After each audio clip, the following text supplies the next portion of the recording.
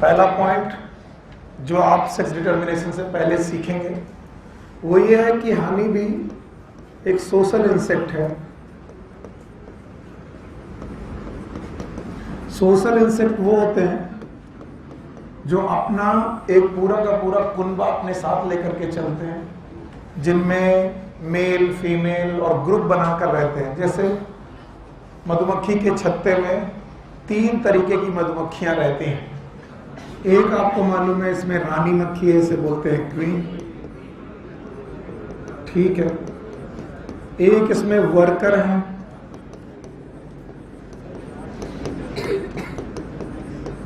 और तीसरे प्रकार के इनमें है मेल, जिन्हें हम लोग ड्रोन भी बोलते हैं। एक और बात आपको याद रखना पड़ेगा, क्वीन जो है यहां पर उसका सेक्स है फीमेल,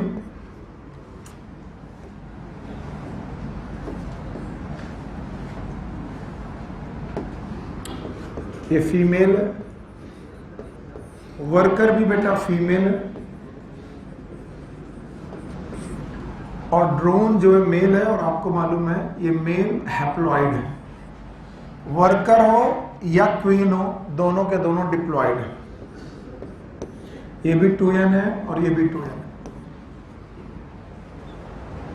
ये इनकी प्लॉइडी आपको आनी चाहिए।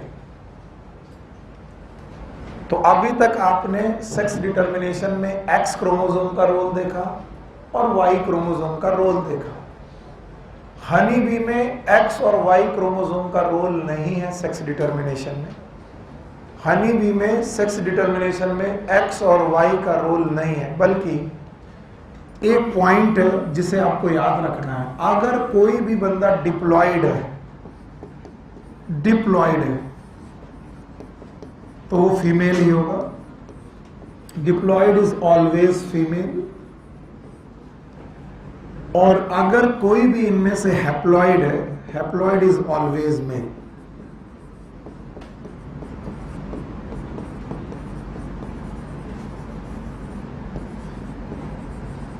तो आप लोग ये रूल समझ के रखिए। अब पुराना याद करते हैं। ग्रास हॉपर में एक्स क्रोमोसोम था, ये डिसाइड करता था कि कौन मेल होगा और कौन फीमेल। याद है? एक्स क्या था? फीमेल, और एक्स वो क्या था? वहां वाई क्रोमोसोम नहीं था। ड्रोसोफिला आया, वहां पर एक्स वाई। ह्यूमन आए, एक्स वाई। पक्का? तो भाई कुछ लोग हुए एक्स ओ, कुछ लोग हुए एक्स वाई। हनी भी एकदम ही अलग है, उसे एक्स क्रोमोसोम से मतलब नहीं है सेक्स डिटर्मिनेशन कि नहीं हमें एक्स होगा तो फीमेल होगा या एक्स होगा तो फीमेल होगा, ऐसा नहीं। हनी बी के केस में अगर आप डिप्लॉइड हैं तो आप फीमेल हैं, वेदर यू आर क्वीन और यू आर वर्कर। तो बताओ फीमेल कितने प्रकार की? 2। एक कौन? क्वीन और एक वर्कर। और अगर आप हैप्लॉइड हैं तो मेल। और इस तरीके के सेक्स डिटर्मिनेशन को बोलते हैं haplodiploid sex determination. Haplodiploid sex determination.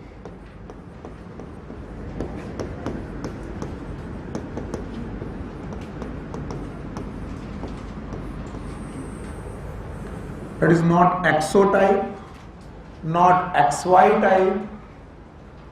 It is haplodiploid type of sex determination or haplodiploid sex determination.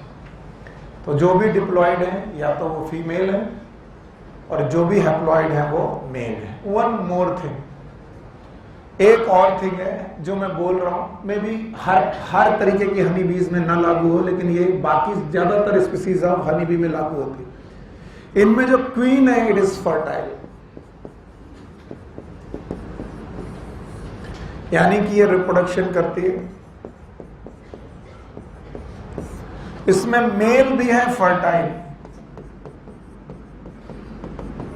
यानी ये भी रिप्रोडक्शन में हिस्सा लेते हैं। लेकिन जो वर्कर है, ऑलवेज मैं नहीं लिख रहा हूं, ऑलवेज लिखने में मैं डर जाता हूं, बहुत सारी बातें गलत हो जाती। Worker are generally sterile.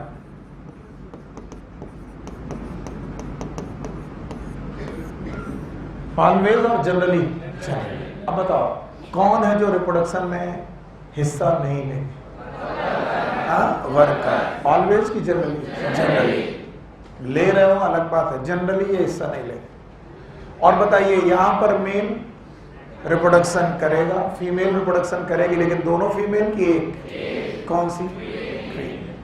और इसलिए पूरी कॉलोनी, ध्यान से सुनो, पूरी कॉलोनी में जितने भी इंडिविजुअल हैं उनको पैदा करने में एक बंदे का रोल है, बोलो कौन?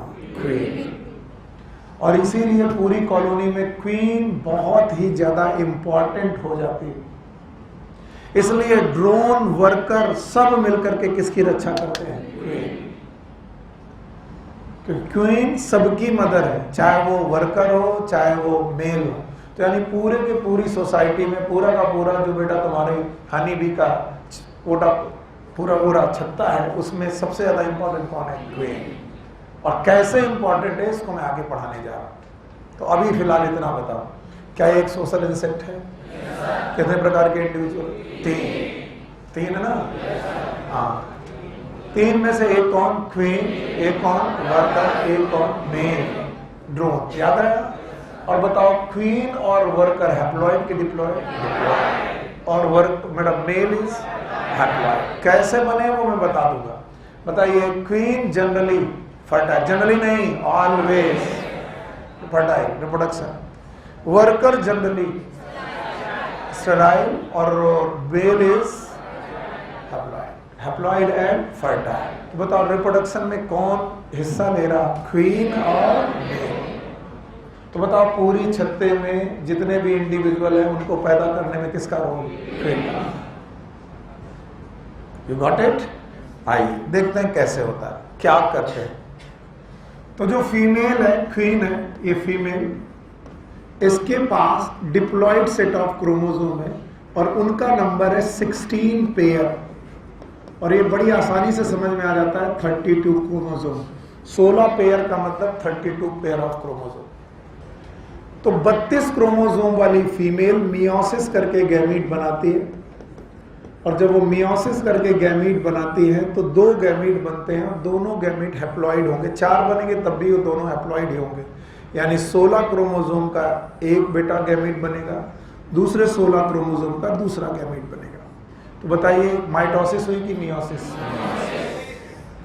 ठीक ऐसा ही है हमारे पास मेल चूंकि हैप्लॉइड है और इसलिए हम जानते हैं यहाँ पेयर क्रोमोसोम नहीं है, 16 क्रोमोसोम है। पेयर की अनपेयर, और इसीलिए मेल गैमीट बनाते वक्त माइटोसिस करेगा, मियोसिस की माइटोसिस। तो पहले ये बैरियर तोड़िए कि गैमीट बनाते वक्त हमेशा मियोसिस होती है, बात हमेशा सही। कुछ लोग गैमीट बनाने में मियोसिस करते हैं और कुछ लोग माइटोसिस। मियोसिस में क्रोमोसोम का नंबर हाफ और बेटा माइटोसिस में क्रोमोसोम का नंबर सेम। तो मेल जिनके पास 16 क्रोमोसोम है उन्होंने 16 क्रोमोसोम का गैमीट बनाया। अब आपका टाइम है गैमीट का नाम लिखने का। बताइए फीमेल के गैमीट का नाम है स्पर्म कि ओवा? तो बताओ ओवा मिले जिनमें 16 क्रोमोसोम है और स्पर्म भी मिले जिनमें कितने क्रोमोसोम है? 16। अब देखिएगा ये कैसे आपस में फ्यूज होते हैं।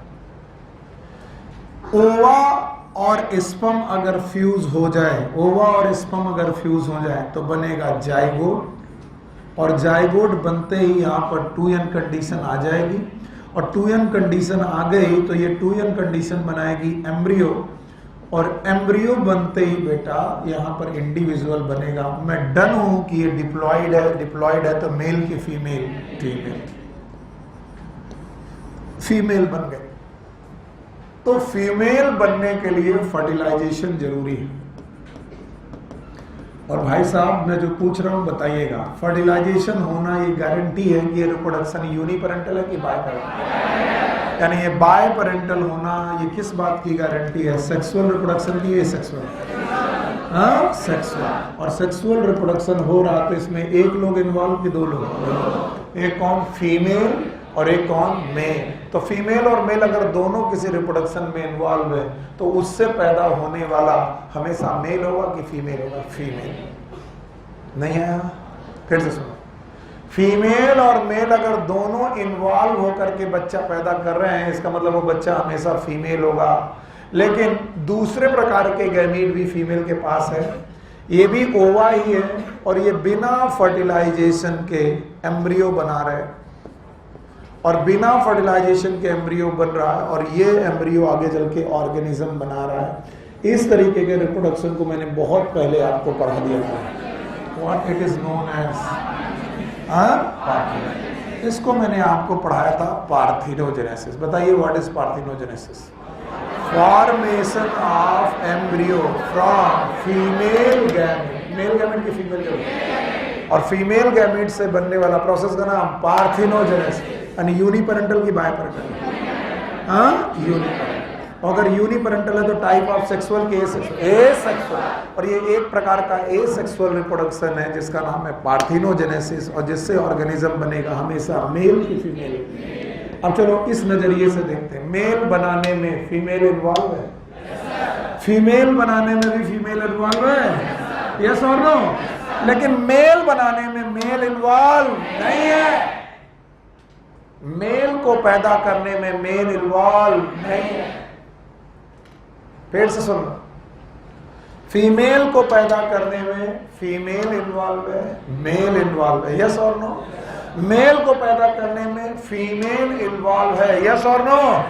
लेकिन इस मेल को पैदा करने में मेल इन्वॉल्व, तो हर मेल बच्चे की मम्मा तो होंगी, पापा नहीं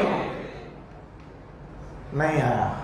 हर मेल बच्चे की, हर मेल बच्चे की मम्मा तो है, पापा नहीं। What it means?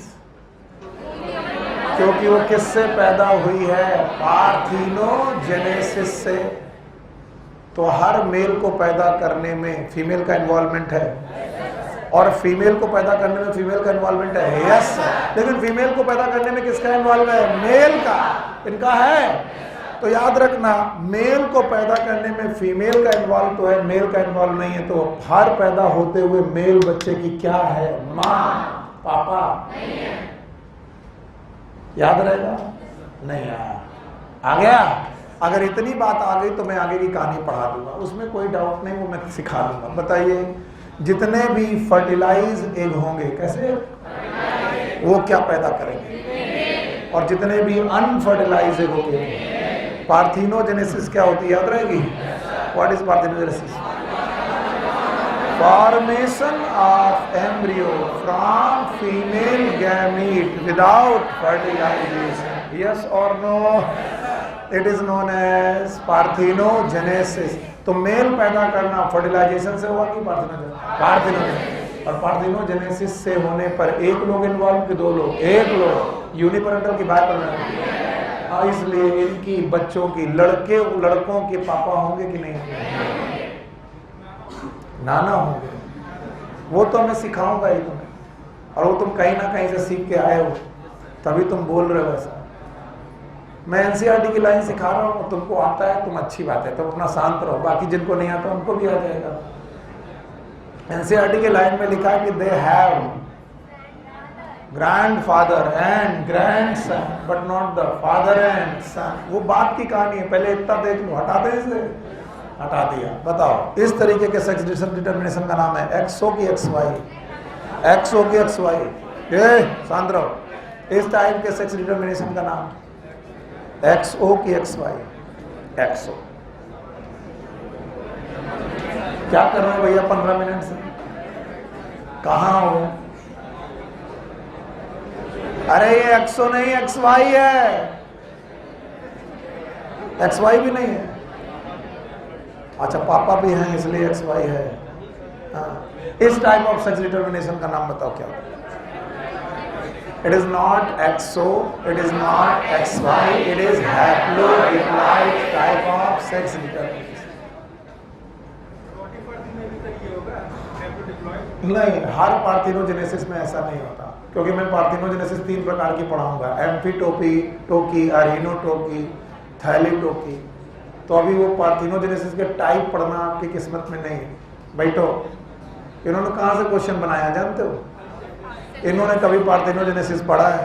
पार्थिनोजेनेसिस के 3-4 एग्जाम्पल हैं। सम लेजार्ड, रोटीफर, हनी बी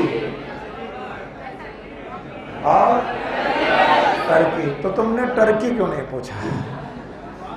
बात वही नहीं है, because parthenogenesis are of many type, 3 type, thelytoky, arrhenotoky, amphitoky. अबे टोकी का it's a good question but I will discuss separately. So फिलहाल तो नहीं। हाँ भाई बैठो, क्या फर्क पड़ता है, बैठे हैं, पैसा दिया है तो बैठे, कोई रोक नहीं सकता। चाहे आए चाहे ना, एक्स हो कि एक्स वाई, ना तो एक्स हो ना तो एक्स वाई, फिर कौन सा हैप्लो डिप्लॉइड। अरे अपराजिता जी अचानक कैसे रास्ता भूल गई? कहाँ रहे बेटा? तबीयत खराब थी? तबीयत से कह दो खराब मत होना है अगस्त तक, समझाओ तबीयत को, ठीक है? फोन करके समझा देना। बैठो।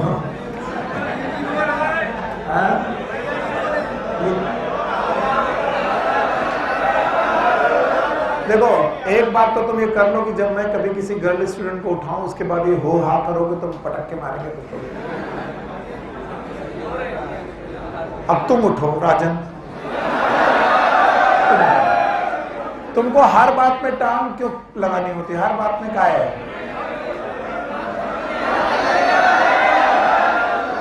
बचपन में मैंने एक मुहावरा पढ़ा, तुम पे एकदम फिक्स बैठता है, आता ना जाता चुनाव चिन्ह छाता।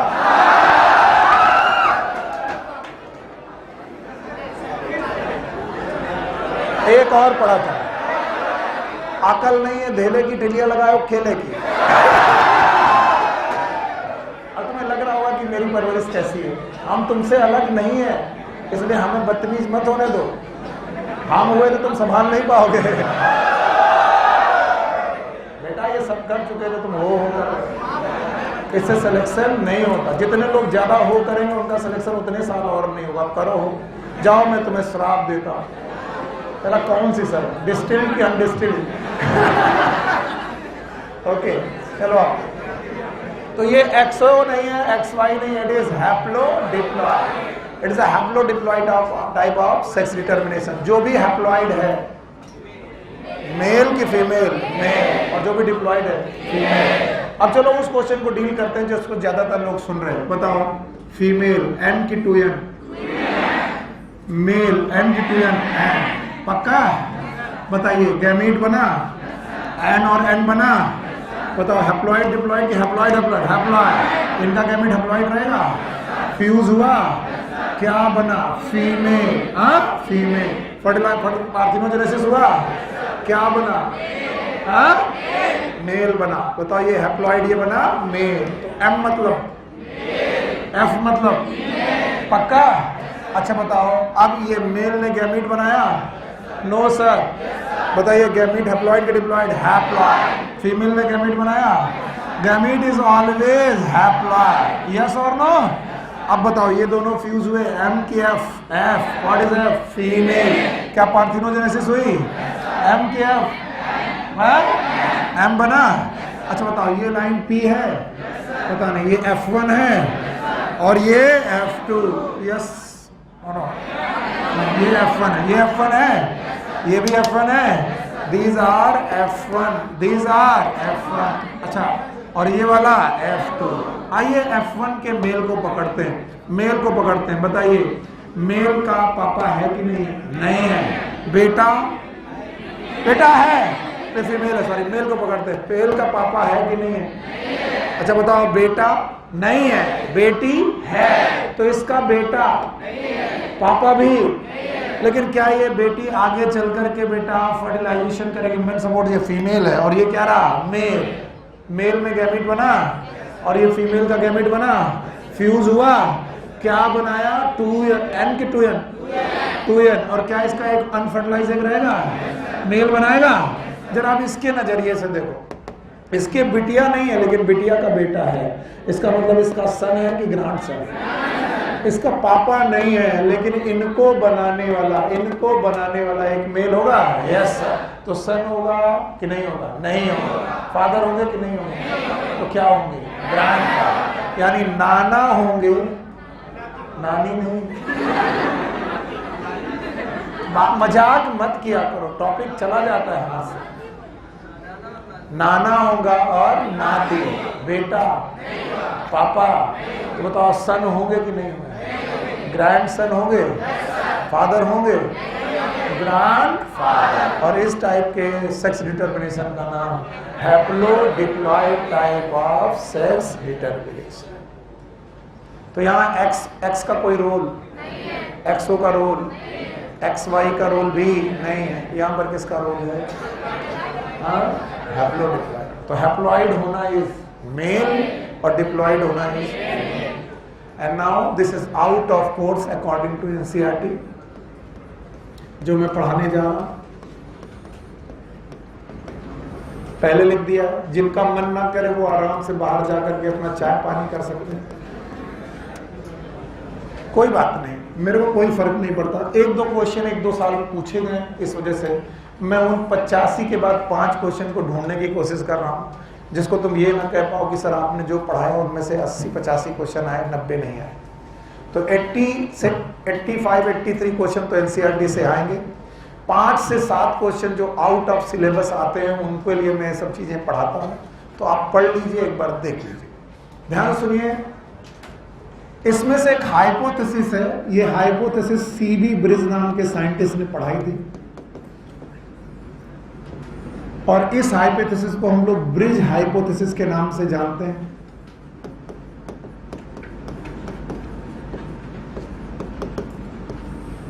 It is also known as genic balance hypothesis.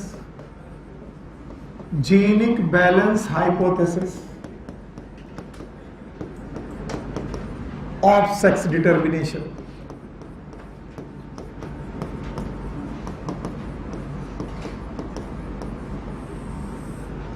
एक जीनिक बैलेंस हाइपोथेसिस है सेक्स डिटर्मिनेशन की, ब्रिज हाइपोथेसिस भी बोलते हैं इसे,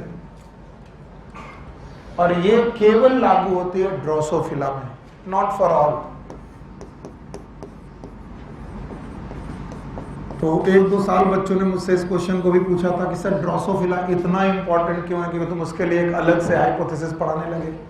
तो मैंने कहा ड्रोसोफिला इसलिए इंपॉर्टेंट है कि इसमें जेनेटिक स्टडीज बहुत हुई है, और जेनेटिक स्टडीज करने वाले हमारे एक महान साइंटिस्ट का नाम है टी.एच. मॉर्गन। तो टी.एच. मॉर्गन ने लिंकेज, क्रॉसिंग ओवर इसी पे डिस्कवर किया था, और इस वजह से इनके सेक्स डिटर्मिनेशन को देखना बहुत जरूरी हो गया था। टी.एच. मॉर्गन ने इसी फ्लाई पर काम किया था, इसका नाम है फ्रूट फ्लाई। क्या नाम है? फ्रूट। तो ड्रोसोफिला या फिर फ्रूट फ्लाई पर कुछ एक्सपेरिमेंट हुए, और उन एक्सपेरिमेंट को हमें जानना चाहिए, और उसी की बेसिस पर ये हाइपोथेसिस दी गई।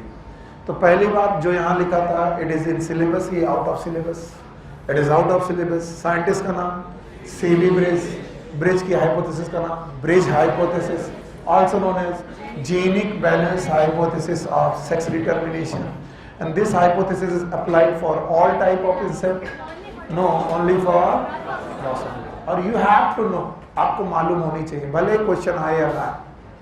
याद रखना, जीनिक बैलेंस हाइपोथेसिस कहती है there is no role of Y chromosome, no role of Y chromosome in sex determination.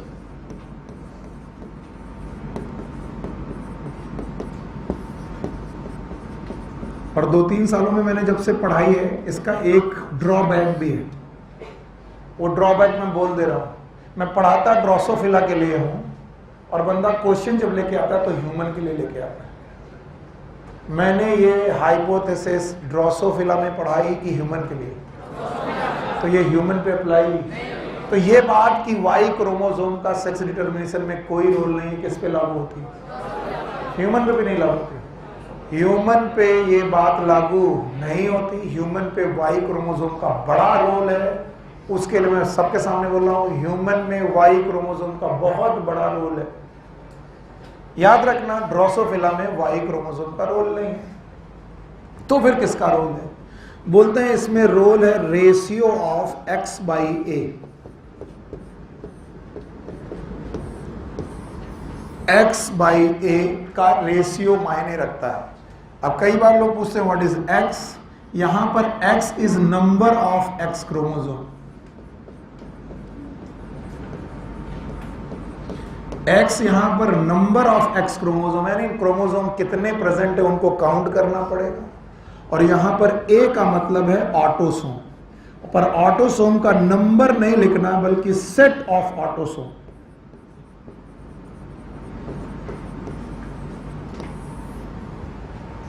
X by A में what is X? Number of X chromosome. What is A? यहां पर number नहीं है, यहां पर क्या है? सेट। कई बार बच्चे पूछते हैं व्हाट इज सेट। जैसे मैं बोलूं मेरे पास 23 पेयर है क्रोमोसोम मेरे पास, मैं ड्रोसोफिला नहीं पर फिर भी मैं क्वेश्चन पूछूं तो 23 पेयर में एक सेट है 23 का, दूसरा सेट है 23 का, तो बताओ एन होना एक सेट है, दूसरा एन होना दूसरा सेट है। So how many set I have? 2। तो अगर मैं 23 में से 23वां हटा दूं और बचे 22, तो 22 बताओ सेक्स क्रोमोसोम है कि ऑटोसोम? तो ऑटोसोम के 22 गिनूंगा कि सेट गिनूंगा? तो बताओ 22 पेयर होने के बावजूद भी सेट कितने हैं? 2। तो 44 क्रोमोसोम यहाँ लिखूंगा कि 2? 2, क्योंकि यहाँ पर क्रोमोसोम लिखना है कि सेट। और यहाँ पर क्या लिखना है? तो क्रोमोसोम की जब बात आएगी तो क्या लिखोगे? नंबर। और जब ऑटोसोम की बात आएगी तो नंबर की सेट। और इस तरीके से उन्होंने इस रेशियो के कुछ रिजल्ट देखे, वो रिजल्ट मैं आपके सामने शेयर कर रहा हूं और आप इसे लिख लीजिएगा, एक बार लिख लीजिएगा, सुन लीजिएगा। हटा दूं मैं इसे?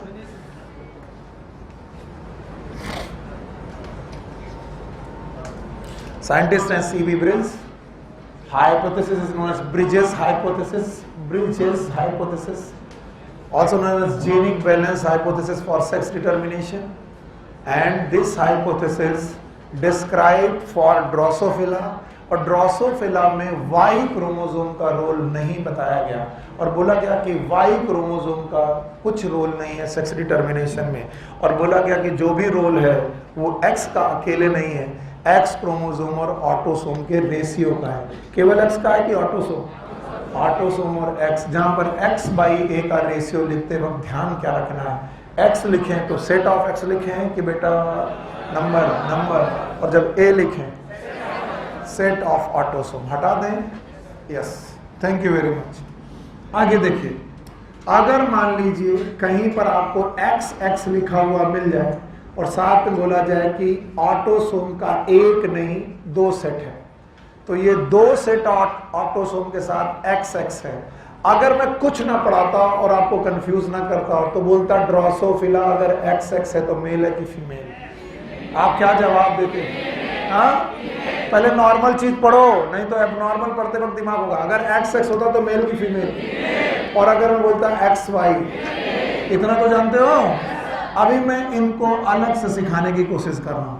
मैंने कहा कि we have the 2 set of the autosome along with XX, so you please focus upon XX।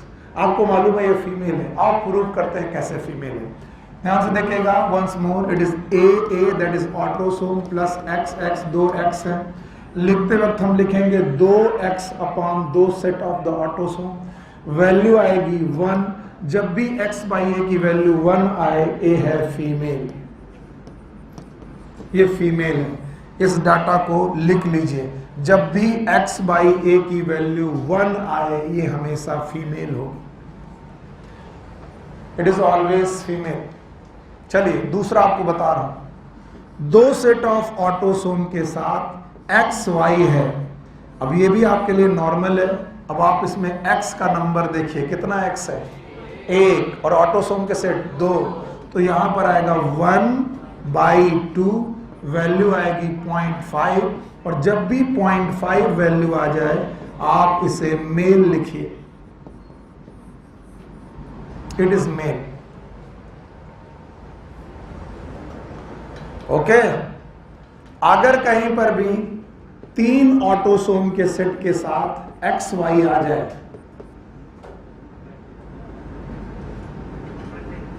क्या लिखेंगे? हाँ, 1/3, वैल्यू क्या है? C।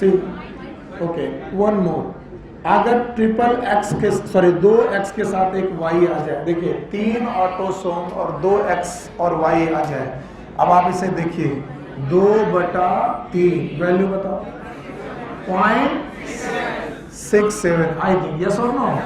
It is intersex. गाइनेंड्रोमॉर्फ, ना मेल ना फीमेल, मेल और फीमेल दोनों के बीच का। या फिर 3 सेट ऑफ ऑटोसोम के साथ 2 एक्स क्रोमोसोम आ जाए। It is again 2/3, value is again 0.67 and it is again intersex.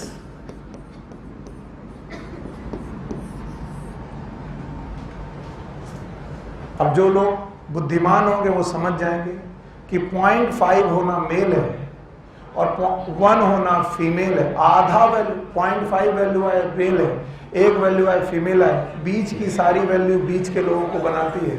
जो वैल्यू बीच की है वो बीच वालों को बनाएगी। That is known as intersex. 0.67 intersex. पूछो उनसे।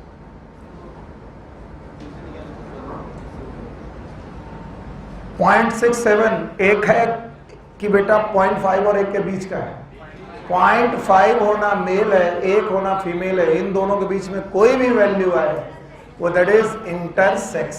एक और वैल्यू देखिएगा प्लीज, यहां पर ए के साथ यस वैल्यू आ रही x x and x. 3 x chromosome आए हैं।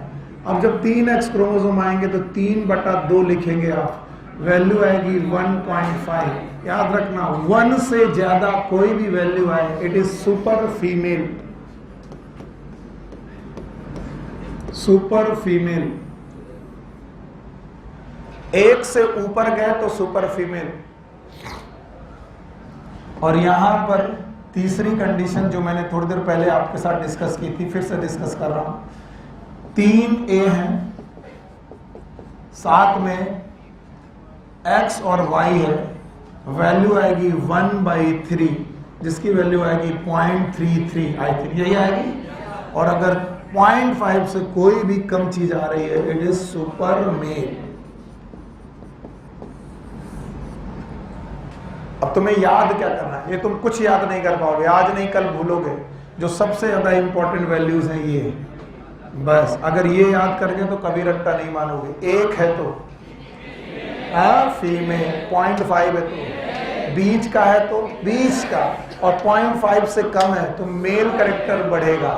कम होना मेल कैरेक्टर और ज्यादा होना फीमेल। तो 1 से ज्यादा गए तो सुपर फीमेल और 0.5 से कम आए तो सुपर मेल, और 0.5 और 1 के बीच में कुछ भी आया intersex. And this is your class work. करो इसे, इस क्वेश्चन का जवाब दो। क्या होगा ये पता नहीं। हाँ कैसे? 1/2 कितना आया? 0.5। अब बताओ यही ग्रॉस हॉपर होता तो भी क्या होता? मेल। और यहां पर भी क्या है? मेल। तुम्हें लगेगा एक्सोटाइप मानी जा रही है। एक्सोटाइप नहीं, क्योंकि ये मेल स्टेराइल होगा। क्या होगा? स्टेराइल। मेल होगा लेकिन क्या होगा? स्टेराइल। ये फर्टाइल स्टेराइल नहीं बताते, ये केवल मेल होना बताते हैं। 0.5 हुए तो मेल, 1 हुए तो बीच में हुए तो बीच के, 1 से ज्यादा तो सुपर फीमेल और 0.5 से कम तो super male. And this is a Bridges hypothesis described by C.B. Brace and it is also known as genic balance hypothesis। Zeeshan Ayub Khan, वहां पर बातें नहीं होनी चाहिए।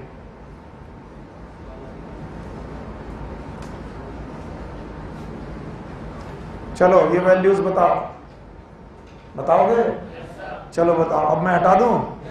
तुमको 2 वैल्यूज अपने दिमाग में रखनी है, सारी नहीं, सारी रखोगे सब भूलोगे। एक कौन? 0.5 और एक अठन्नी और 1 रुपया। रुपया हो तो, अठन्नी हो तो, और अठन्नी और रुपया के बीच में हो तो रुपया से ज्यादा और अठन्नी से कम। तो अगर कोई चवन्नी है तो सुपर।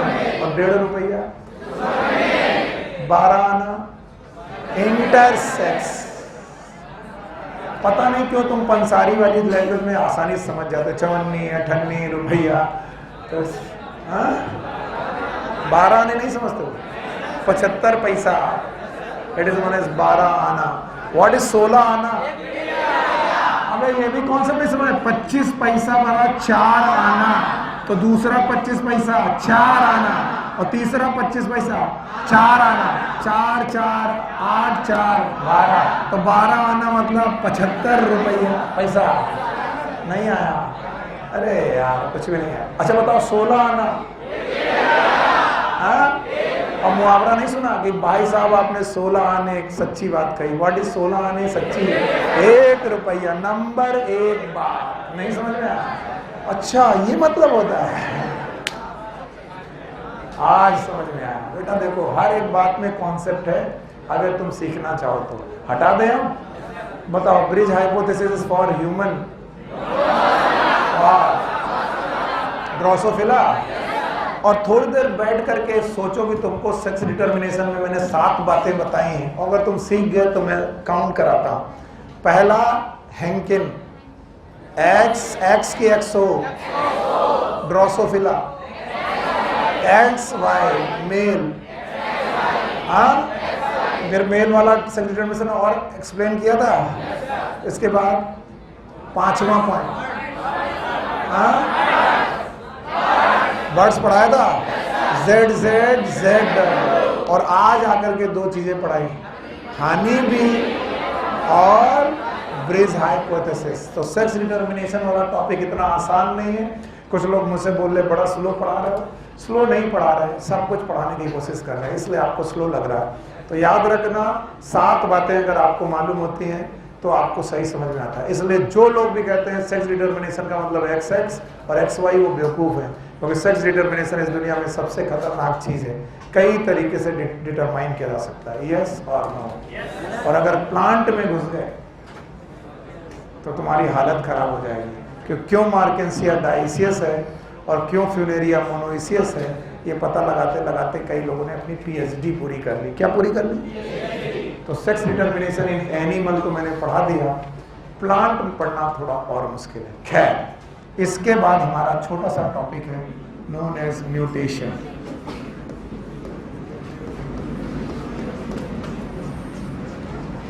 बड़ा टॉपिक है लेकिन आपको लगेगा छोटा क्योंकि बुक में छोटा लिखा है। चलिए आइए। Mutation is sudden change in genetic material, sudden change in genetic material.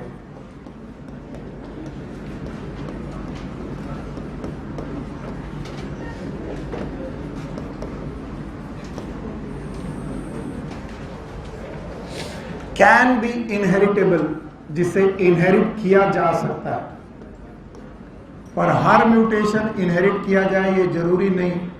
जैसे अगर किसी के फादर को कैंसर है तो उसके बच्चे को भी कैंसर होगा ये जरूरी नहीं है, लेकिन कैंसर का कारण म्यूटेशन हो सकता है। तो इट इज ऑलवेज इनहेरिटेबल कि कैन बी इनहेरिटेबल, ये इनहेरिट किए जा सकते हैं। दूसरा पॉइंट ये हुआ, बताओ व्हाट इज म्यूटेशन। पहला point sudden change in genetic material. Genetic material में सडन चेंज हो जाना, it is mutation and it can be inheritable.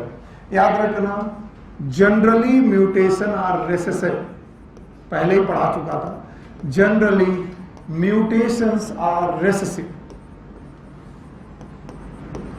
पर मैंने ऐसे नहीं कहा कि दे आर ऑलवेज रिसेसिव। मैंने ऐसे नहीं कहा। Generally mutation are recessive, they are rarely useful.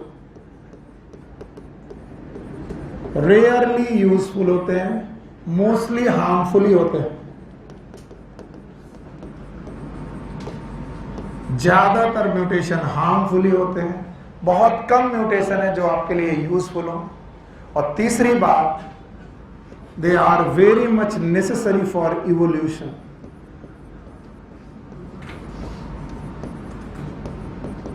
अगर आप चाहते हैं कि आपकी स्पीसीज का इवोल्यूशन हो तो म्यूटेशन होने ही पड़ेंगे।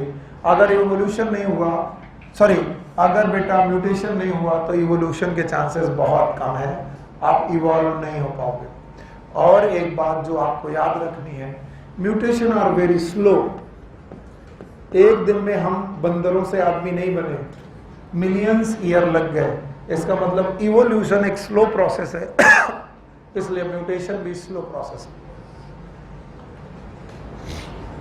चलिए ये sudden change in genetic material है, can be inheritable, generally mutation are recessive, rarely useful, mostly harmful, and they are very necessary for evolution. Slow, fast और स्लो? स्लो। और एक बात जो आपको म्यूटेशन में देखनी चाहिए कि म्यूटेशन, मैंने जेनेटिक मटेरियल के बारे में बोला, और जेनेटिक मटेरियल के बारे में आज तक मैंने जो पढ़ाया है वो ये है कि भाई यूकैरियोटिक लोगों में डीएनए और हिस्टोन मिल जाते हैं। डीएनए और हिस्टोन मिलकर के एक थ्रेड लाइक स्ट्रक्चर बनाते हैं। इस थ्रेड का नाम है क्रोमैटिन। इन क्रोमैटिन में कंडेंसेशन होता है। क्या होता है? कंडेंसेशन। और कंडेंसेशन से बनता है क्रोमोसोम। फिर से बोलो, क्रोमोसोम। तो अगर मुझे म्यूटेशन कराना है तो मैं इन सारी जगह म्यूटेशन करा सकता हूं। I can mutate the chromosome, I can mutate the chromatin, and even I can mutate the structure of DNA.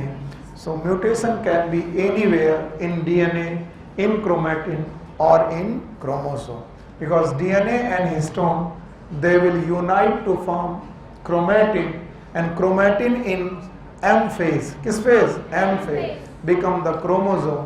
और अगर ये क्रोमोसोम बन गया तो म्यूटेशन क्रोमोसोम में हो सकता है, म्यूटेशन क्रोमैटिन में हो सकता है, म्यूटेशन डीएनए में हो सकता है। चलिए, अब मैं ये पेज हटा रहा हूं और आपको इस पेज की सारी बातें मालूम होनी चाहिए। चलिए, म्यूटेशन इज सडन, ग्रेजुअल और सडन। अचानक होता है। Sudden change in genetic material like DNA, chromatin, chromosome. It can be inherited. Generally mutation are recessive, rarely useful, mostly necessary for। क्या ये इवोल्यूशन के लिए जरूरी है? फास्ट है कि स्लो है? अच्छा, अब मैं बता रहा हूं म्यूटेशन कहीं भी हो सकता है। कहां कहां हो सकता है? डीएनए। कहां हो सकता है? क्रोमैटिन। और कहां? तो ये कहां हो रहे हैं उस बेसिस पर म्यूटेशन दो प्रकार का। Mutation are of two type. One is known as chromosomal mutation.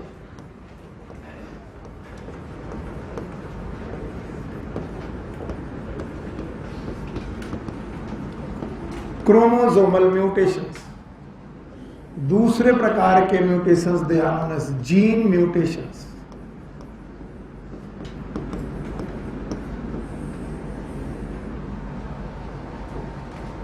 So mutation are of two types. One is known as chromosomal mutation, another one is known as gene mutation. So first of all, you please remind, या फिर कोशिश करिए याद करने की कि chromosome क्या होता है। क्रोमोसोम में एक कॉन्स्ट्रिक्शन होता है, सेंट्रोमियर बोलते हैं, और इसमें बेटा अटैच स्ट्रक्चर हैं, they are known as chromatids. बोलो, क्रोमैटिड्स। तो मुझे मालूम है इट इज अ सेंट्रोमियर, और ये है क्रोमैटिड्स। और कोई मुझसे पूछे क्रोमैटिड किसके बने हैं, तो मैं बोलूँगा अल्टीमेटली ये डीएनए और हिस्टोन प्रोटीन के बने। तो बोलते हैं क्रोमोसोम के म्यूटेशन का मतलब क्या है? क्रोमोसोम के म्यूटेशन का मतलब है या तो क्रोमोसोम के स्ट्रक्चर में चेंज आ जाए, mutation due to change in structure, यानी कोई क्रोमोसोम स्ट्रक्चर वाइज बदल जाए, या फिर mutation due to change in number.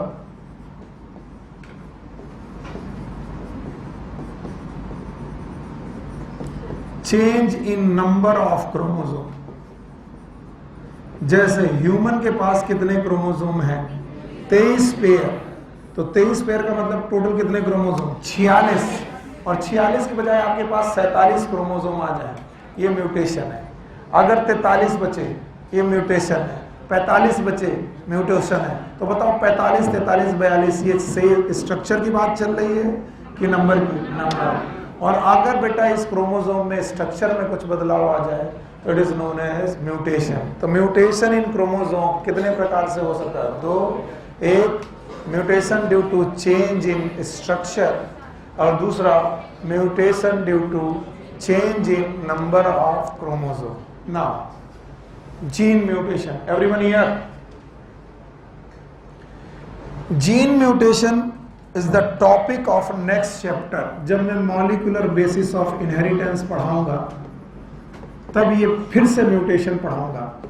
सो आप लोग याद रहे, म्यूटेशन में आपको 2 बार पढ़ाऊंगा, एक बार इस चैप्टर में, एक बार अगले चैप्टर में, क्योंकि जब तक आप जीन नहीं समझेंगे जीन म्यूटेशन आपको समझ पाना थोड़ा मुश्किल है।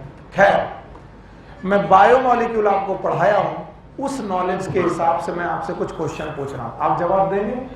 चलिए जवाब दीजिए। क्या आपको डीएनए का डबल हेलिकल मॉडल याद है? You know that the DNA have the single helical की double helical? Double helical, 2 strand हैं सर, 2 स्ट्रैंड में ए के सामने हमेशा टी, भूल गए आप, याद है? एडेनिन हमेशा किससे पेयर करेगा? थायमिन। गुआनिन हमेशा, साइटोसिन हमेशा, थायमिन हमेशा, एडेनिन हमेशा, थायमिन। आज बिना वो चैप्टर पढ़ाए मैं छोटी सी जानकारी आपको दे रहा हूं। कोई पूछे व्हाट इज जीन, तो बोलना gene is a sequence of nitrogen base. मेरे साथ बोलो, sequence of nitrogen base upon DNA. DNA में नाइट्रोजन बेस का जो सीक्वेंस होता है उसे जीन बोलते हैं। तो बताओ, एटीजीसी होना ये एक जीन होना है, टीसीए जीए होना ये होना एक जीन होना है। तो कोई पूछे व्हाट इज जीन, बता पाओगे? What is gene? It is a sequence of nitrogen base upon DNA. तो भाई थोड़ी आइडिया ले लो, क्योंकि थोड़ी बातें यहां लिखी। अब बोलते हैं एक नाइट्रोजन बेस को तुमने चेंज कर दिया, तो बताओ पूरा नाइट्रोजन बेस चेंज हुआ कि पॉइंट? तो gene mutation are of 2 type. अगर आपने एक नाइट्रोजन बेस को जाकर बदल दिया तो इसे बोलेंगे पॉइंट म्यूटेशन। फिर से बोलो, पॉइंट म्यूटेशन। और अगर आपने सारे नाइट्रोजन बेस का फ्रेम बदल दिया, क्या बदल दिया? फ्रेम। फ्रेम का मतलब है यहां पर एक नाइट्रोजन बेस बदला कि सारे? सारे। Then it is known as frame shift mutation.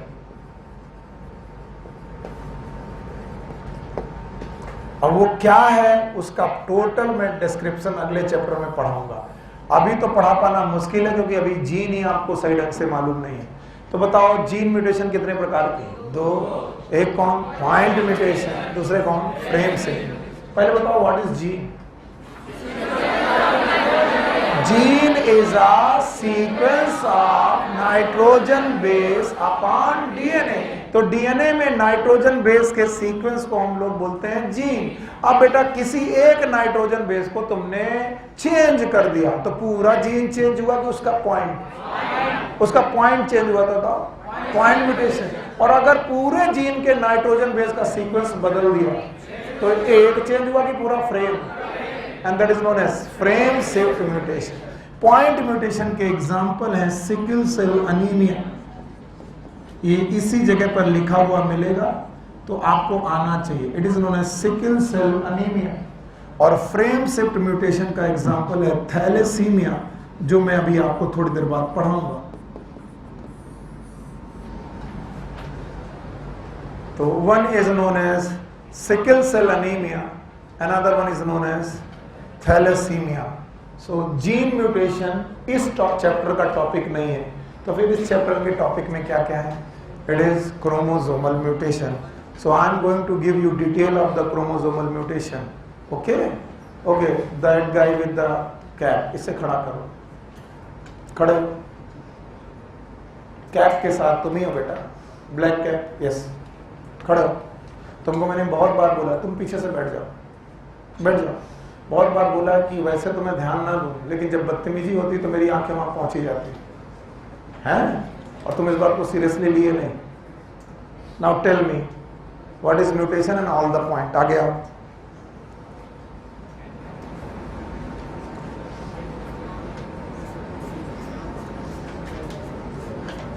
Mutation के जितने पॉइंट और जितने टाइप मैंने पढ़ाए हैं सब बताओ।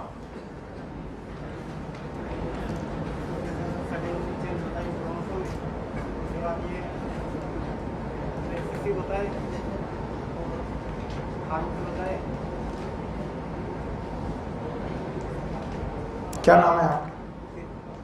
अब वहां पर जितनी देर बैठना, बहुत सतर्क होकर बैठना और अगल बगल वाले से बोलो कि हमसे बदतमीजी मत करना, ठीक है? जाओ।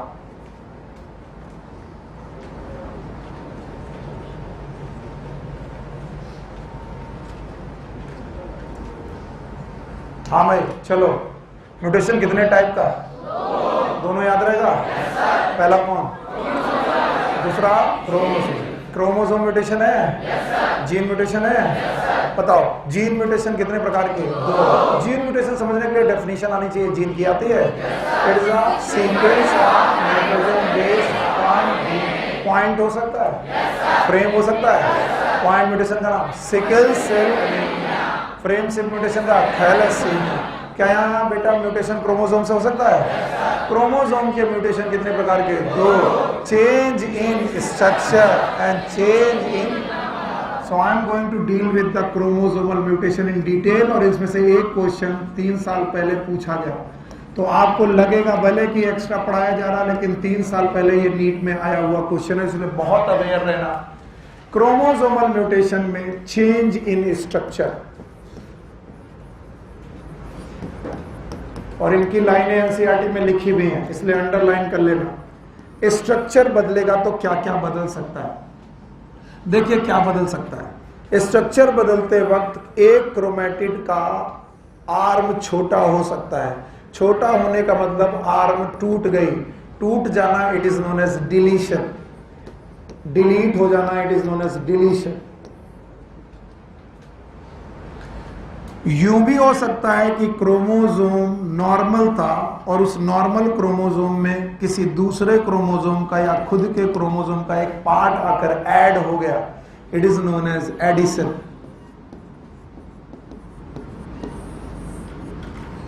एडिशन, ये डिलीशन होना और एडिशन होना ये चेंज इन स्ट्रक्चर की वजह से है। यूं भी हो सकता है कि क्रोमोसोम का एक सेगमेंट अपने आप को डुप्लीकेट कर दे। देखना ध्यान से, मान लीजिए यहां पर एक सेगमेंट ए था, यहां बी था और यहां सी था। अचानक इस क्रोमोसोम में एक सेगमेंट बढ़ गया। यस, ए बी और सी हो गया। बताइए कौन सा सेगमेंट 2 बार आया? B. And this is known as duplication. It is known as duplication. और जो क्वेश्चन आया था नीट का, जाकर के अनसॉल्व देख लेना, वो 4थे नंबर पे अब पढ़ाने जा रहा हूं। ये जो 4थे नंबर वाला चेंज इन स्ट्रक्चर है, ये एनसीईआरटी में ना दिए होने के बावजूद नीट में क्वेश्चन आया 3 साल पहले। वो क्या है? It is known as reciprocal translocation. और वो क्या होता है उसे आप अभी तुरंत समझ जाएंगे, थोड़ा धैर्य रखें। रेसिप्रोकल ट्रांसलोकेशन क्या होता है? ध्यान से देखिए, हमने आपको कभी ना कभी क्रॉसिंग ओवर पढ़ाई है।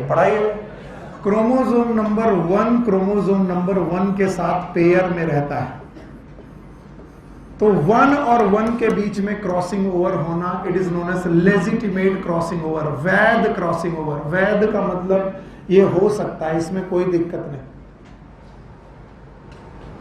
इसका मतलब है होमोलॉगस क्रोमोसोम के बीच में क्रॉसिंग ओवर होना इट इज गुड।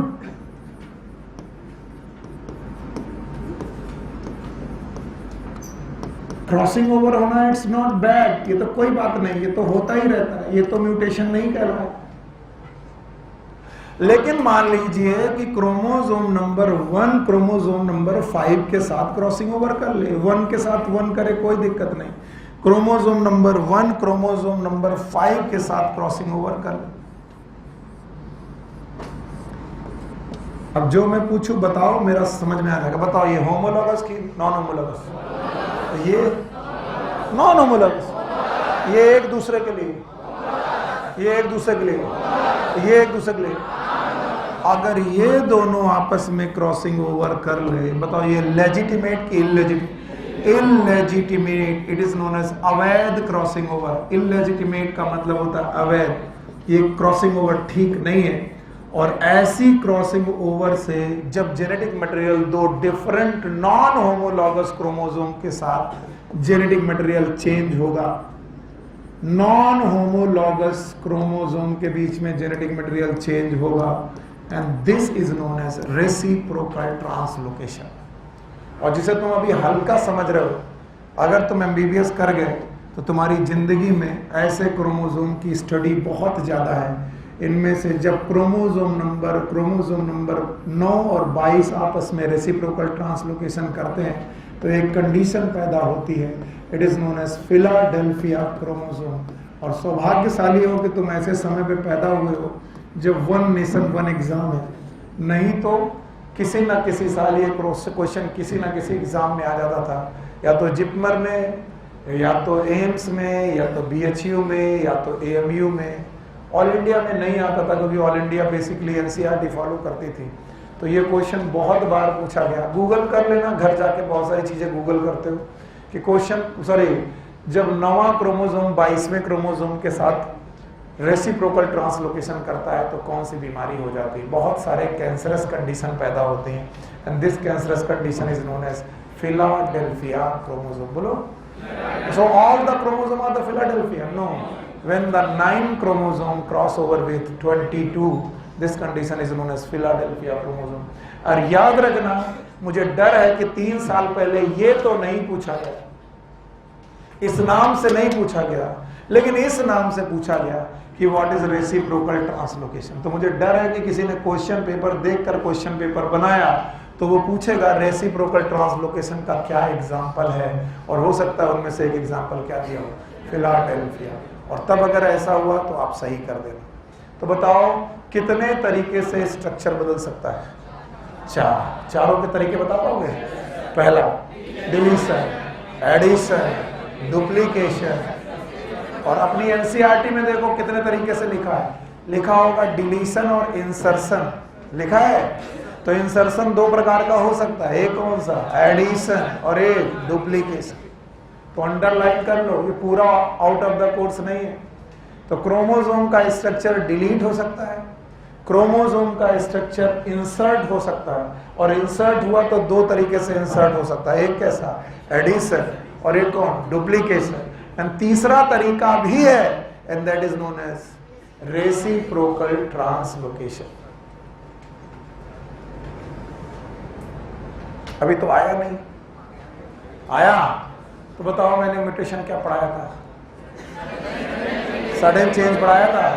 कितने प्रकार का पढ़ाया था? एक जीन पढ़ाया था, क्रोमोसोम पढ़ाया था, जीन 2 प्रकार का पढ़ाया था, एक कौन? पॉइंट, और एक फ्रेम से। अभी क्रोमोसोम पढ़ाया, और वो भी कितने प्रकार का? 2, एक कौन? स्ट्रक्चर, और एक नंबर। और नंबर अभी बाकी है मेरे दोस्त, अभी कौन सा? स्ट्रक्चर। और स्ट्रक्चर कितने प्रकार का? 4। चारों बता पाओगे? पहला डिलीशन, दूसरा एडिशन, तीसरा डुप्लीकेशन। हटा दूं मैं? नहीं? तो जल्दी जल्दी लिखो, जो कुछ लिखना जल्दी से लिखो। तो बताओ स्ट्रक्चर ऑफ क्रोमोसोम कितने तरीके से बदल सकता है? 4। चारों के नाम? डिलीशन, एडिशन, और होमोलॉगस क्रोमोसोम के बीच में होने वाली क्रॉसिंग ओवर इज लेजिटिमेट और इललेजिटिमेट।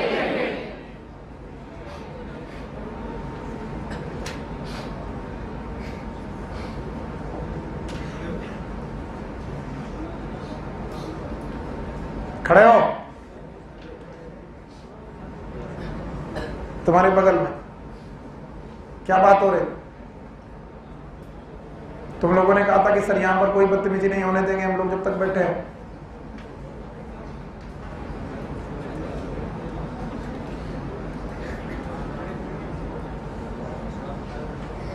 जो नहीं बदल सकता वो नहीं बदल सकता, चाहे कुछ भी कहो। बैठ जा भाई।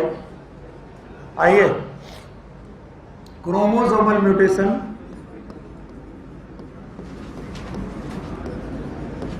और ये कोर्स में है बहुत ज्यादा, इसलिए इनको बहुत ध्यान सुनना। Due to change in number, बहुत सारे सिंड्रोम इसी बेसिस पर मिलेंगे।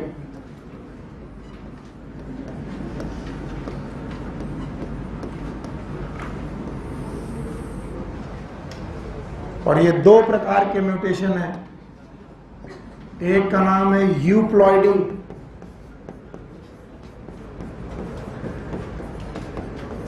Also known as polyploidy,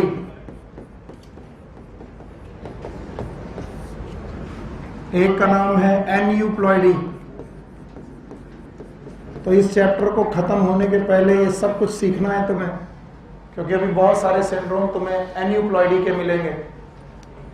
so one is known as euploidy, another one is known as aneuploidy.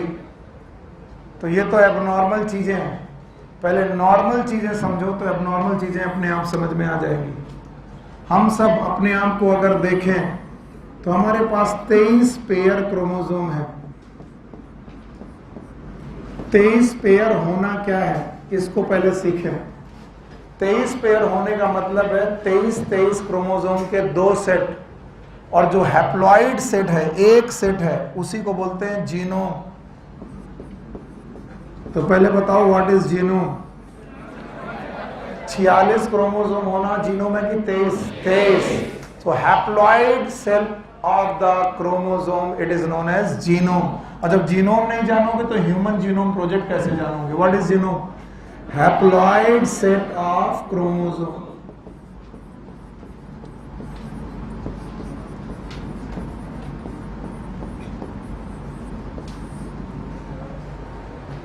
जो हमारा हैप्लॉइड सेट ऑफ क्रोमोसोम है, it is known as genome.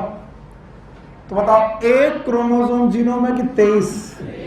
तो 23 chromosome का एक सेट हैप्लॉइड कहलाया, 23 क्रोमोसोम का दूसरा सेट हैप्लॉइड कहलाया। तो बताइए किसी भी डिप्लॉइड ऑर्गेनिज्म में एक सेट जीनोम है कि 2 सेट? So we have the 2 set of genome. पर ये 2 सेट ऑफ जीनोम कैसे बना, जरा इसकी फीलिंग लीजिए। 2 सेट ऑफ जीनोम ऐसे बना कि 23 जगह पर पेयरिंग हुई।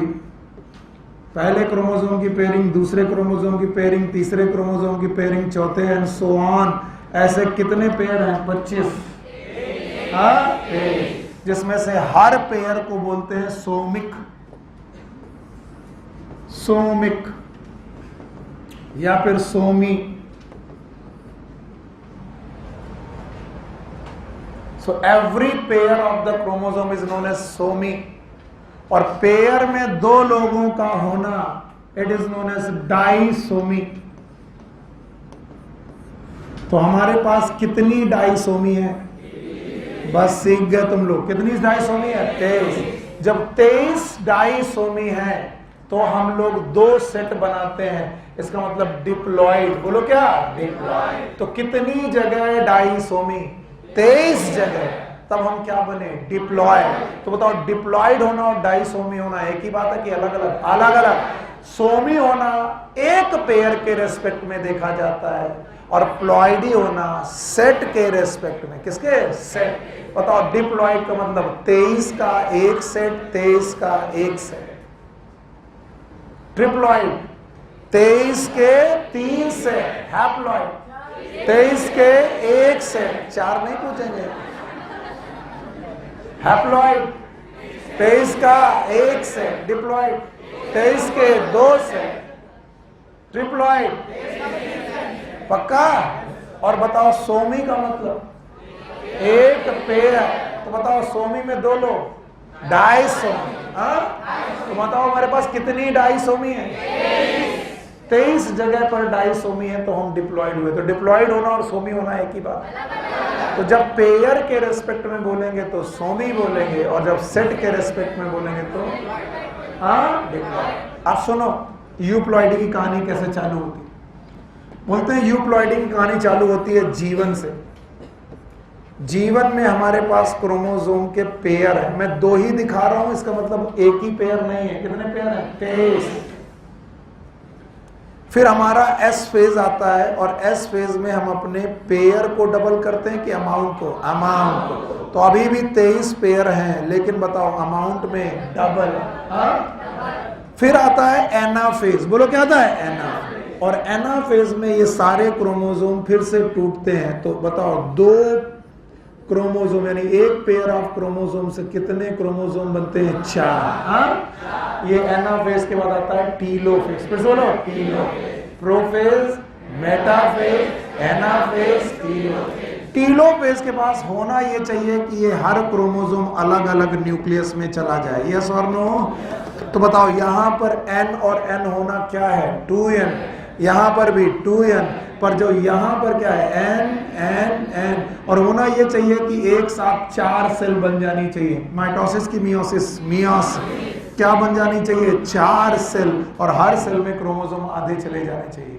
पर 4 सेल बनना इज नोन एज साइटोकाइनेसिस। बोलो क्या? तो बताओ पहले क्या हो गई? कैरियोकाइनेसिस, फिर क्या होगी? पर कैरियोकाइनेसिस में आप टीलोफेज में गए। कहां गए? टीलो।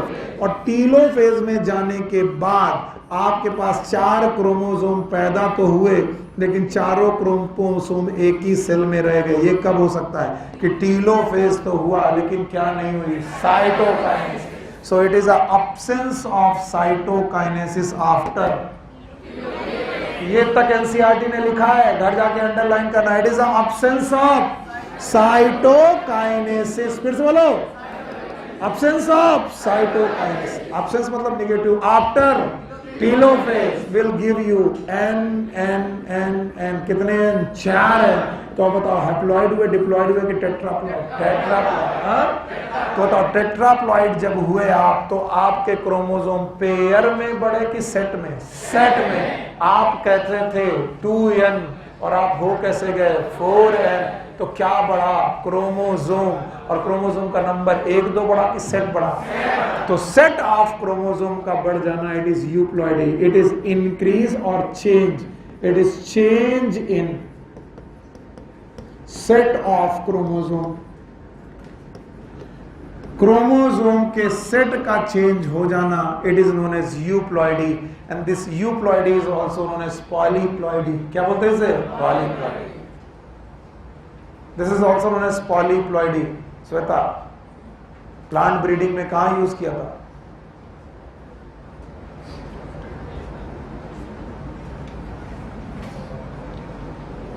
भूल गए सर? चैप्टर भूल गए सर? सिलेक्शन अगली साल लेंगे, इस साल तो लेंगे नहीं। आपको पॉलीप्लॉइडी ब्रीडिंग पढ़ाई गई नहीं? भूल गए होगे। म्यूटेशन ब्रीडिंग, पॉलीप्लॉइडी ब्रीडिंग, किसी को याद नहीं? याद है? वहां पर सिखाया गया था selection of parent, selection of germplasm, फिर जर्म प्लास्ट के बाद हाइब्रिड, फिर बताया गया था बच्चे पैदा हुए उनमें क्या होगा? सिलेक्शन, फिर उनकी टेस्टिंग, फिर टेस्टिंग करने के बाद उनकी मार्केटिंग। और वहां पर हम लोग पॉलीप्लॉइडी बनाते थे। 2 रेस पढ़ाई थी मैंने। यस मेगा, कौन कौन सी 2 रेस थी जो पॉलीप्लॉइडी कर सकती थी? सर पता नहीं कौन सी थी। जाके चैप्टर दोबारा पढ़ना कि वो यूवी रेस थी कि कौन सी रेस थी। और याद रखना, लिनियेसी फैमिली का एक मेंबर है कॉल्चीनियम ऑटोमनेल। फिर से बोलो, कॉल्चीनियम ऑटोमनेल है। और ये कॉल्चीनियम ऑटोमनेल से एक सब्सटेंस निकाला जाता है कॉल्चीसिन। फिर से बोलो। और कॉल्चीसिन जब प्लांट में डाला जाता है तो क्या इंड्यूस होती है? पॉलीप्लॉइडी। ये तक भी पढ़ाया, भूल गए? याद है? तो बताओ पॉलीप्लॉइडी ब्लीडिंग कहां पर सिखाई थी और क्या पढ़ाया था? जाकर के आज पढ़ना और एग्जाम्पल याद करके आना। बैठो। तो पॉलीप्लॉइडी ब्रीडिंग हमारे लिए खराब है, लेकिन प्लांट के लिए काफी यूजफुल है। तो what is polyploidy? It is a change in number of chromosome in a pair और in a set. Set of chromosome का बदल जाना, it is known as euploidy, also known as polyploidy. तो बताओ n होना haploid, n होना 2n होना 3n होना ट्रिप्लॉइड, 4n होना टेट्राप्लॉइड, 5n होना पेंटाप्लॉइड। तो अगर सेट ऑफ क्रोमोसोम में नंबर ऑफ क्रोमोसोम बढ़ रहे हैं, इट इज म्यूटेशन। बोलो क्या? और जाकर के दोबारा चैप्टर रिवाइज करो। और मैंने पढ़ाया था म्यूटेशनल ब्रीडिंग में पॉलीप्लॉइडी ब्लीडिंग होती है, और ये म्यूटेशन हम लोग करवा सकते हैं कॉल्चीसिन से, यूवी रेज से। कौन कौन सी रेज मैंने पढ़ाई थी वो याद करके आप। सर बिल्कुल हवा नहीं है कि अभी कभी आपने पढ़ाया था। चैप्टर का नाम है strategies in the improvement of plant and food production. याद है? Yes sir. चलो, what is euploidy? Chromosome number किसमें? पेयर में कि सेट में? सेट में। सेट में। अभी एन्यूप्लॉइडी बाकी है मेरे दोस्त। तो अगर तुम अलाउ करो तो मैं इसे हटाऊं। बताओ चेंज इन क्रोमोसोम नंबर कितने प्रकार का? 2। एक कौन? यूप्लॉइड, दूसरा एन्यूप्लॉइड। यूप्लॉइडी में एक दो कि सेट? आइए एन्यूप्लॉइडी देखते हैं, और इस पे सबसे ज्यादा ध्यान देना, क्योंकि यही है जो सिंड्रोम पैदा करेगा। It will produce the syndrome, और कम से कम 3 सिंड्रोम तो आपके कोर्स में है। Edward, Down, Klinefelter, Turner. बोले भाड़ में जाए, हमको कौन सा पढ़ना है कि नहीं? चलो बताओ, एन्यूप्लॉइडी। अब सुनो बच्चे मेरे, इधर मान लीजिए आपके पास डिप्लॉयड कंडीशन है, ये रही वो डिप्लॉयड कंडीशन 23 जगह है। मैं 4 जगह दिखा सकता हूं, मेरे पास जगह नहीं है और मैं उतना अच्छा ड्राइंग नहीं कर पाता। और ये भी बेटा 23 जगह पर क्रोमोसोम, ये मेल है और ये फीमेल है। मेल और फीमेल अपने गैमीट बना रहे हैं। मुझे इस क्वेश्चन का जवाब आप ही लोग देंगे, नहीं तो मैं बैठा रहूंगा। बताओ, गैमीट बना रहे हैं और दोनों हैं डिप्लॉयड। बताइए, दोनों लोग डिप्लॉयड हैं। Gamete is always haploid. Meiosis की माइटोसिस, मियोसिस के दौरान इन क्रोमोसोम का आपस में सेपरेशन होगा। इसी को बोला गया था सेग्रीगेशन, लॉ। तो बताओ कितनी जगह सेग्रीगेशन होगा? 23 जगह पर क्रोमोसोम अलग होंगे। आज इस सेग्रीगेशन का एक नाम और सुनो, इसे बोलते हैं डिसजंक्शन। बोलो, ये नाम आप लोग याद रखिएगा क्योंकि क्वेश्चन इसी नाम से आएगा। बताओ, दोनों क्रोमोसोम का अलग होना, डिसजंक्शन। पहला क्रोमोसोम अलग हुआ, दूसरा अलग हुआ, ऐसा कितनी जगह डिसजंक्शन? 23।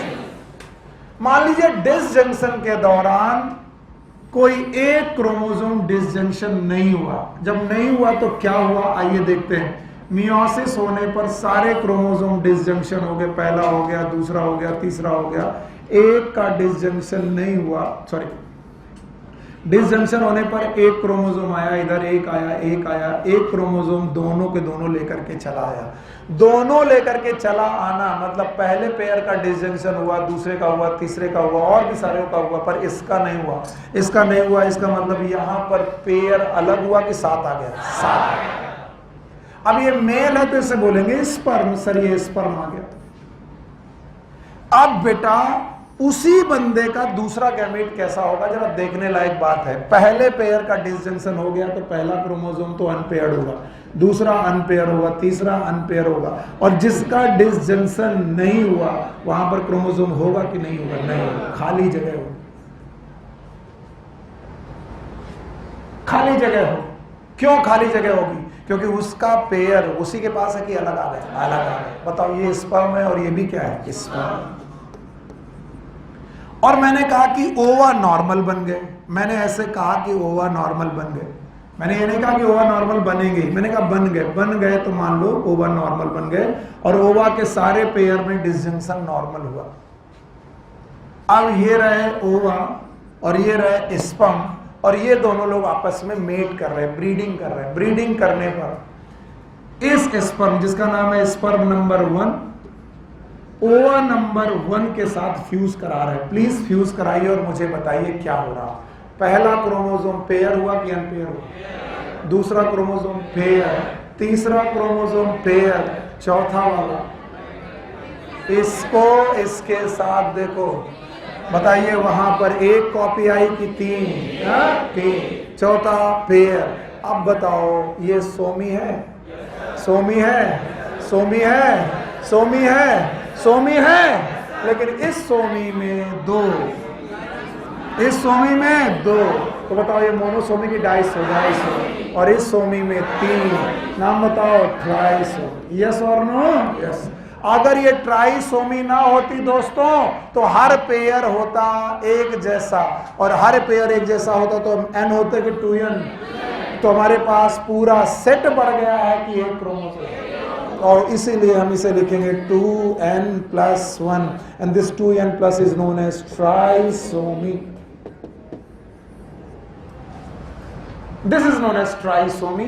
Why it happens? क्योंकि नॉन डिसजंक्शन ऑफ क्रोमोसोम की वजह पर एक स्पर्म के साथ 2 क्रोमोसोम चले गए और एक नॉर्मल ओवा के साथ फ्यूज हो गए, तो बाकी सारी जगह पेयर बना और एक जगह 3 आ गए, और जहां 3 आ गए उस जगह पर ट्राइसोमी। तो ट्राइसोमी होना मतलब हर सेट में, पूरे सेट में एक पेयर में 3 होना। अच्छा जरा अब इसको इसके साथ फ्यूज करके दिखाओ। Now this is going to fuse with this.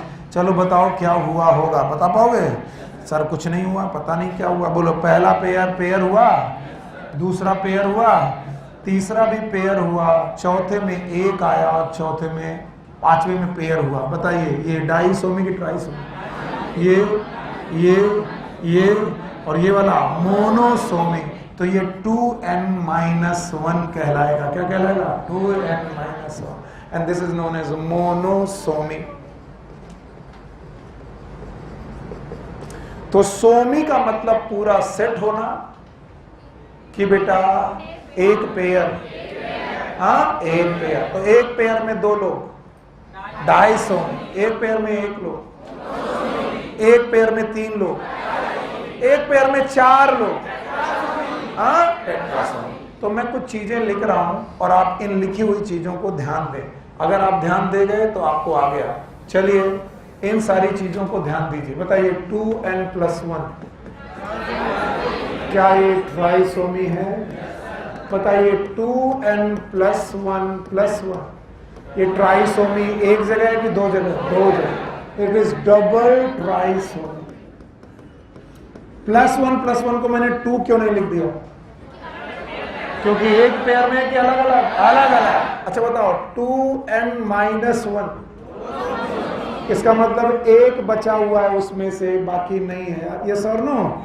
अच्छा बताओ 2n-1-1 डबल मोनोसोमी, यानी 2 जगह पर एक क्रोमोसोम बचा है। एक क्रोमोसोम बचना पेयर में, इट इज मोनोसोमी। और अब जो मैं लिख रहा हूं बता दिया तो मजा आ जाएगा। 2n+2 एक जगह पर 2 बढ़ गए, तो 2 पहले से 2 बढ़ गए, total 4। It is known as tetrasomy. और सर 2n-2 इसका मतलब एक जगह से दोनों गायब हो गए। गायब होना मतलब नल मतलब 0 and it is known as nullisomy. It is known as nullisomy. So somic condition are of so many types, और इन so many types of somic condition को मैंने आपके सामने पढ़ाया। पहला 2n+1 trisomy, 2n+1+1 double trisomy, 2n-1 monosomy, 2n-1-1 double monosomy, 2n-2 नलीसोमी and 2n+2 tetrasomy. और वो चीज जो तुम चाहते मैं वो नहीं बोलूंगा, इसलिए तुम हमारे बोलने पर ध्यान दो। 2n-1-1 2n+1+1 2n-2 2n-2 का मतलब है एक पोजीशन के दोनों क्रोमोसोम रहेगी गायब, दोनों गायब। 2n-2 तो 1 position is known as 2n-2। अब हटा रहा हूं मैं इसे, हटा दें। अब इन बेटा कंडीशन से जुड़ी हुई कंडीशन, पहली condition Patau's syndrome, it is known as Patau's syndrome. और जब मैं ये लिखता हूं तो लिखता हूं इट इज 2n+1। अच्छा बताओ 2n+1 इज ट्राइसोमी। लेकिन अभी भी आपको नहीं मालूम कि ये ट्राइसोमी हुई कहां है, इसलिए आपको इस +1 के आगे लगाना पड़ेगा 13th क्रोमोसोम। 13वें क्रोमोसोम की ट्राइसोमी कहलाती है पटाउस सिंड्रोम। और इसमें जब बच्चा पैदा होता है तो सर की जो क्रेनियम होती है वो रप्चर हो सकती है, क्लेफ्ट पैलेट हो सकता है, तालू कटा हो सकता है, जीभ कटी हो सकती है। These are known as Patau's syndrome. मर जाते हैं बच्चे बहुत जल्दी, एनेंसेफेली बोलते हैं कई बार, ब्रेन ही नहीं होता या फिर हेड ही नहीं होता, पटाउस सिंड्रोम। या फिर पैदा होते तो ब्रेन बहुत कम डेवलप होता और ब्रेन बॉक्स नहीं होता। अभी मैं फिर से 2n+ लिखने जा रहा हूं, लेकिन इस बार लिख रहा हूं एडवर्ड सिंड्रोम, एडवर्ड सिंड्रोम। और एडवर्ड सिंड्रोम लिखते वक्त मैं फिर से 2n+1 लिख रहा हूं। 2n+1 लिखना सफिशिएंट नहीं है, क्योंकि केवल ये बताता है कि एक पेयर में एक क्रोमोसोम बढ़ा है, ये बिल्कुल नहीं बताता कि वो पेयर कौन सा है। इसलिए हमें वो पोजीशन बतानी पड़ेगी। 18वां क्रोमोसोम, 18वें क्रोमोसोम की trisomy, it is known as Edward syndrome. अब बताओ पहला क्रोमोसोम 2 होंगे कि 3? दूसरा, तीसरा, चौथा, 18वां 3, 19वां 2, बाकी सब 18वां 3 और यहां पर 13वां 3। अब आओ down syndrome, it is in your course. जो मैं ब्लू कलर से लिख रहा हूं ये आपके कोर्स में डाउन सिंड्रोम। फिर से मैं 2n+1 ही लिखूंगा। आप कहोगे सब 2n+1 है तो अलग कैसे हैं? अलग है इनकी पोजीशन में। इट इज 21st क्रोमोसोम, 21, यानी बाकी क्रोमोसोम एक जैसे हैं और 21वां क्रोमोसोम इसमें ट्राइसोमी हो गया। Now the Klinefelter syndrome,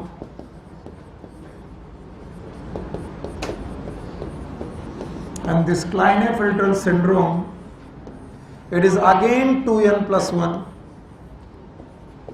2n+1, पर अब की बार मैं बोलूंगा इट इज 23rd क्रोमोसोम, 23वां क्रोमोसोम है जिसकी ट्राइसोमी है। और 23वां क्रोमोसोम क्या होता है?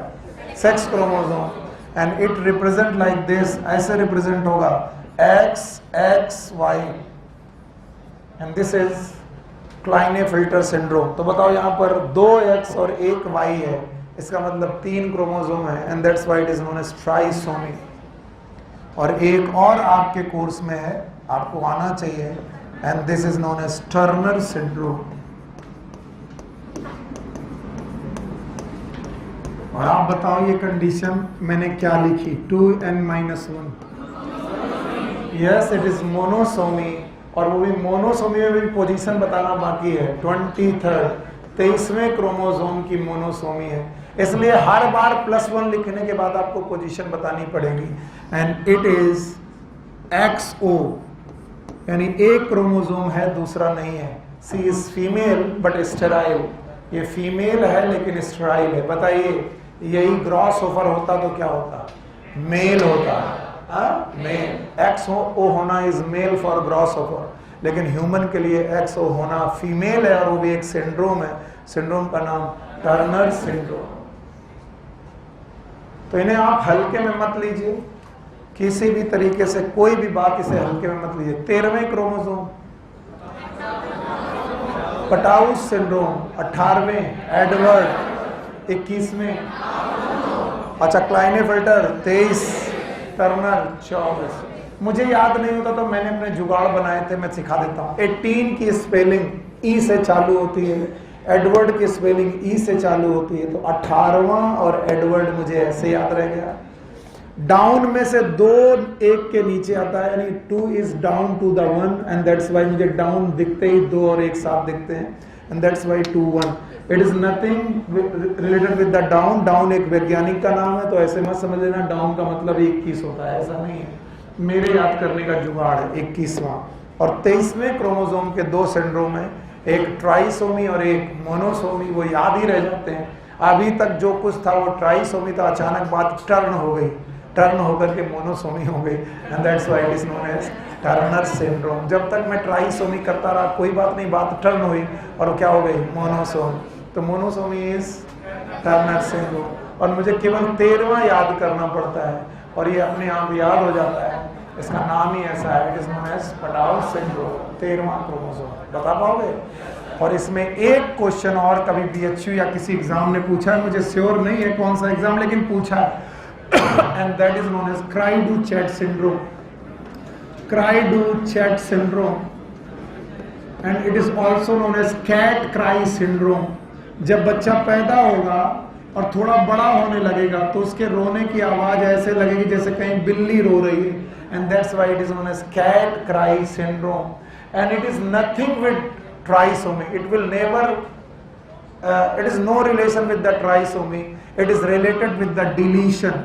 ये डिलीशन से रिलेटेड है। बताइए डिलीशन नंबर में चेंज होता है कि स्ट्रक्चर में? स्ट्रक्चर में। And the deletion of 5th chromosome, 5वें क्रोमोसोम का डिलीशन हो जाता है, और उसकी वजह से आपको एक सिंड्रोम पैदा होता है। नाम बताओ? क्राई-डू-कैट सिंड्रोम या फिर cat cry syndrome, and it is due to deletion. अब चलो जितने सिंड्रोम है इनके नाम मुझे बताओ। 5 से चालू करते हैं। 5, 13, 18, 21, 23, एक साथ है, इंक्रीजिंग ऑर्डर। 5, 13, 18, 21, 23। बता दोगे? देखते हैं बताते हो। चलो 5वें से क्राइडू कैट सिंड्रोम है, क्राइडू चैट सिंड्रोम है। बताइए ट्राइसोमी, मोनोसोमी की deletion? Deletion, deletion of 5th chromosome. 13वें क्रोमोसोम में है, बोलो क्या ये पटाउ सिंड्रोम है? 13वें क्रोमोसोम की monosomy, disomy, trisomy? Trisomy, Patau's हो गया। 18वें में आए, बोलो एडवर्ड सिंड्रोम है, मतलब मोनोसोमी की ट्राइसोमी? ट्राइसोमी। 21वें में आए, ट्राइसोमी हुई, बोलो डाउन सिंड्रोम। 23वें में आए, 2 हैं, एक कौन? मोनोसोमी और एक ट्राइसोमी। ट्राइसोमी क्लाइनेट सिंड्रोम और मोनोसोमी। हाँ, so this was the total mutation. तुम में से कितने लोग हैं जो इन म्यूटेशन को 2 मिनट में रिवाइज करके मेरे पास दे पाएंगे? देखता हूं मैं। चलो बताओ म्यूटेशन कितने प्रकार के? 2। दिख रहा है? एक क्रोमोसोम, जीन, जीन से निपट लें कितने? 2। एक और फ्रेम से हो गया।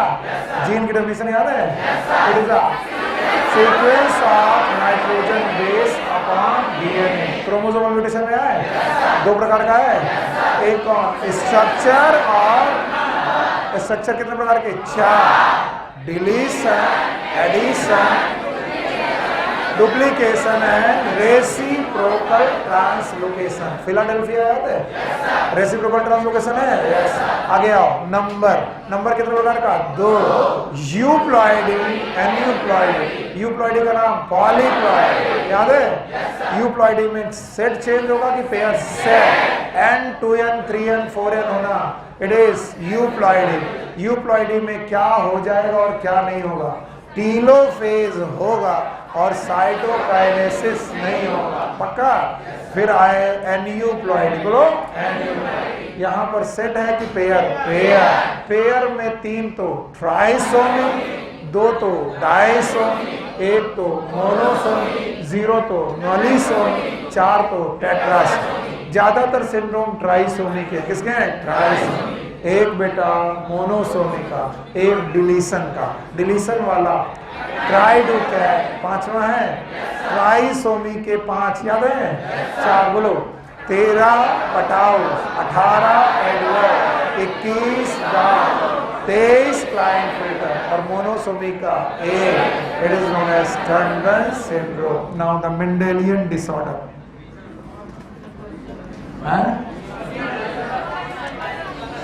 सीड्स लाओ। चलो भाई सीड पढ़ लो।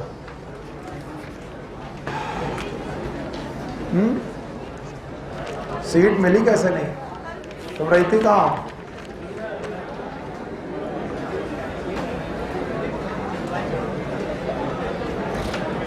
ओके बेटा, इसे ऑफ कर दो।